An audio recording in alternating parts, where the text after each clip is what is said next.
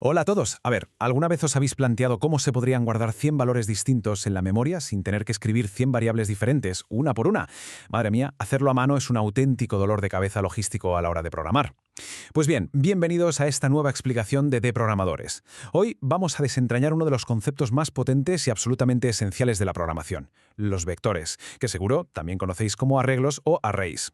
Vamos a construir esto desde los cimientos hasta llegar a hacer operaciones algorítmicas realmente fascinantes. ¡Vamos al lío!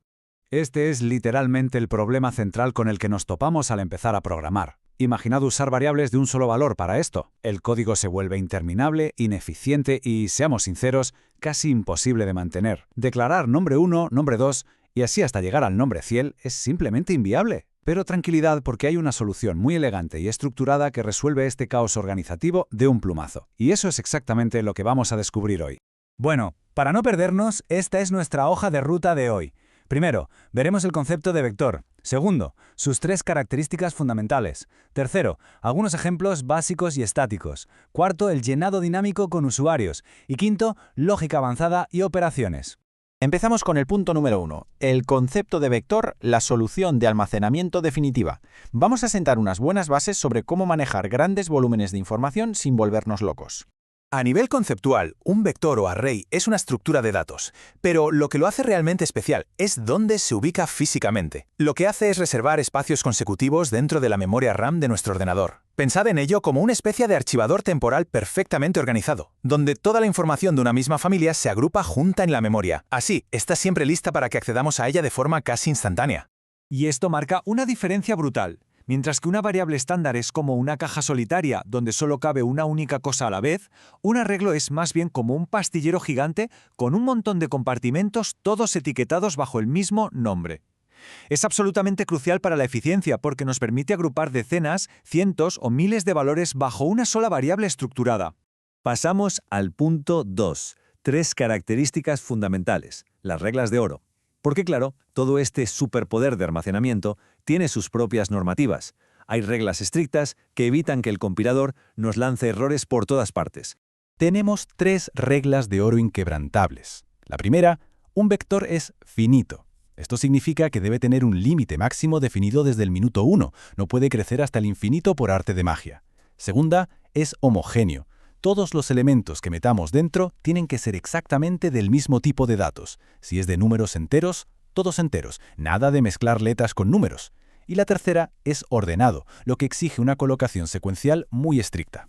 Y hablando de la regla de ordenado, para encontrar un elemento específico dentro del vector necesitamos su índice numérico. Y ojo a este detalle vital que a veces nos confunde al principio. En programación empezamos a contar casi siempre desde el 0, no desde el 1. Así que si tenemos un vector de 8 espacios, los índices van del 0 al 7. Fundamental recordarlo. Vamos a por el punto 3, ejemplos básicos y estáticos, viéndolo en acción. Porque la teoría está genial, pero vamos a traducir estos bloques al pseudocódigo para ver la sintaxis real. En este primer caso, la lógica es súper directa. Primero, le decimos al programa que queremos un arreglo numérico de exactamente 5 posiciones. Luego, de manera completamente manual o estática, le asignamos un número a cada compartimento. Metemos el 3 en el índice 0, el 7 en el índice 1, y así vamos uno a uno hasta rellenar el índice 4 con el número 56. Es una estructura clara, limpia y sin sorpresas. Aquí podemos comprobar cómo se aplica la regla de lo homogéneo. Este vector entero está estrictamente reservado para cadenas de texto, guardando nombres como Juan, Pedro o María. Ni un solo número suelto por ahí, solo texto. Y para que todo esto se imprima en pantalla rápidamente, la mejor táctica es utilizar un clásico bucle para o for, que va recorriendo automáticamente desde la posición 0 hasta la 4, sin que tengamos que escribirlo 5 veces. Y llegamos al punto 4, llenado dinámico con usuarios añadiendo flexibilidad. Escribir datos fijos está bien para aprender, pero el mundo real es dinámico. ¿Qué pasa cuando no conocemos los datos de antemano? Para hacer que un programa sea verdaderamente interactivo, la lógica tiene que dar un salto. En lugar de escribir los valores a fuego en el código, lanzamos un bucle que se repita, digamos, 10 veces. Y en cada una de esas repeticiones, el programa le pide activamente a la persona frente a la pantalla que introduzca un nuevo valor. Captura esa entrada en tiempo real y la va guardando secuencialmente en las posiciones del arreglo. Pero es que podemos rizar el rizo aún más y darle una flexibilidad total. Ni siquiera necesitamos saber el tamaño del vector de antemano. Podemos programarlo para que primero pregunte, oye, ¿cuántos datos vas a meter? Un valor que llamaremos n. El sistema acoge esa n y genera en la memoria un vector vacío de ese tamaño exacto, a la medida.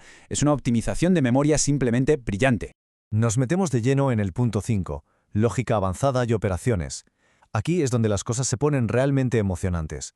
Vamos a llevar estos vectores al límite, combinándolos con matemáticas avanzadas y condicionales. Os planteo este reto algorítmico, que es un ejercicio mental buenísimo. Tenemos un vector ya llenito de números aleatorios ingresados previamente. Unos son positivos, otros negativos.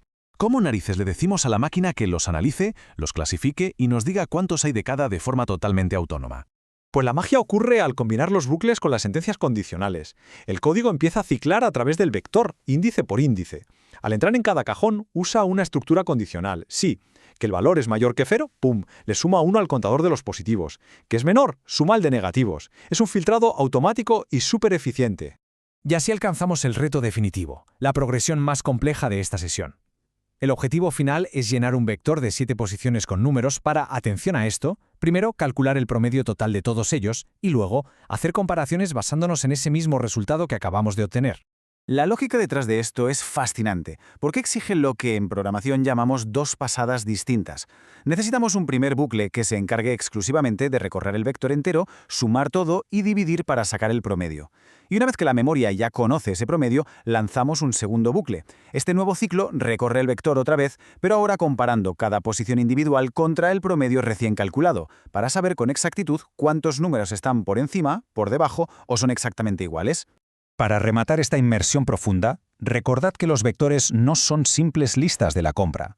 Son estructuras de datos formales que, si respetamos sus 3 reglas inquebrantables de ser finitas, homogéneas y ordenadas, nos permiten pasar de un almacenamiento muy básico a una lógica de procesamiento verdaderamente masiva.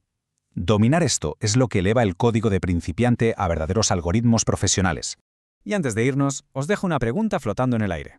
Si un vector es simplemente una línea unidimensional de datos, ¿qué creéis que pasaría si apiláramos múltiples vectores unos encima de otros? Pues que las puertas hacia el increíble mundo de las matrices y las estructuras multidimensionales se acaban de abrir de par en par. Esperamos que esta explicación os haya aportado muchísima claridad. Se despide en exclusiva de Programadores. Hasta la próxima inmersión lógica.